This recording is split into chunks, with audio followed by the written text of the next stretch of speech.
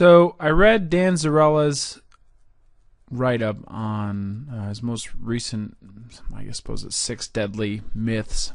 And one of them that I saw there was the deal on Klout being worthless. He's actually saying it's not worthless, or that's a myth. And so one of the things that he does is he relates in his story that website successfulness has something to do with inbound links and unique visitors. And he also recommends this marketing grader. So Klout released a story a week or 2 or 3 weeks ago. It says, top 10 most influential retailers. So the thing is that I figured, okay, well, you know what? I'm going to go ahead and use their tool. I don't know if this will work. I haven't tried this yet, so I'm going to go ahead and give it a shot. Let's just see what happens. I'm going to use this market grader report, because remember, these are the top. This is the top, the number 4, 2, 3, and 4 most influential. So the question is that does influence have anything to do with performance, right? So that's kind of our question. The issue that we kind of have with Klout in a certain sense is that a lot is implied. You got to kind of take a lot of what they say on faith, because a lot of it's based on the network activity. Let's just read this. 75 out of 100. So I said I was Target, and that my 2 competitors were Best Buy and Victoria's Secret. All right, so 48% correct. I'm not 100% sure what that means. Top of the funnel. Create a blog for your company. Make sure you have a unique page. Okay, so this is kind of a...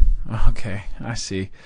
Okay, yeah, so as you can tell, this is the first time I've looked at this. Nothing prepared here. Best Buy 77, looks like Victoria's Secret's 49. So this is kind of like an SEO Moz thing, where they've got some structured rules that they'll go through your website and make sure that you have this and you have this and you have this. And it's I suppose it's the bargain basement level of performance, in that you need certain things to be successful, or we can see on average certain things need to be there in order to be successful. So the point that's being made is that higher Klout scores with brands, there was also a corollary of higher incoming links and traffic among brands. But that's really not the issue of Klout. The issue with that, at least the people that I'm talking to and the people that I'm having conversations with about Klout are saying it's implied. You kind of don't really know for sure if that's real. And I did a video at one point where Robert Scoble talks about technology. His score is 89. Calvin Zito works for HP, 350 blog posts about technology, and his Klout score is 50.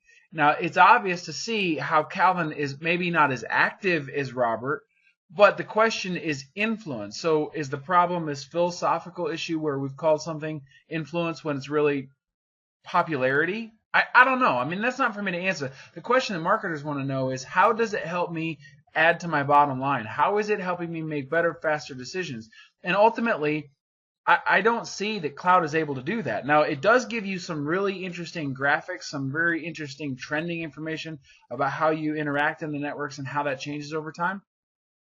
But I think Dan Zarella's point is that it's not worthless. Okay, well, I'll concede that point. It's not worthless, but there's very few things in this world that are actually totally worthless. So, but I don't think I'll concede the point that it should be a leading use of your time in terms of how to figure out where to spend time, who the people actually influencers are, what the topics are that they're talking about. Because the one major issue that's missing in Klout and a lot of tools, frankly, is context. And that's exactly what SocialMatica is doing, just slightly different. But that's not about us. I'm just commenting about Dan Zarella's point. So I thought the write-up was good, and I appreciated it. But I would also say that it's kind of a false comparison. I don't think if people are saying Klout is worthless, maybe they're exaggerating for effect. I think what they're saying is it's worth less than it needs to be in order for me to feel like it has the value relative to the amount of time it requires for me to spend on it, i.e. it's worthless. So those are just my thoughts. Thought I'd put that out there, guys. Hey, would love to hear some comments from you. Hey, take care.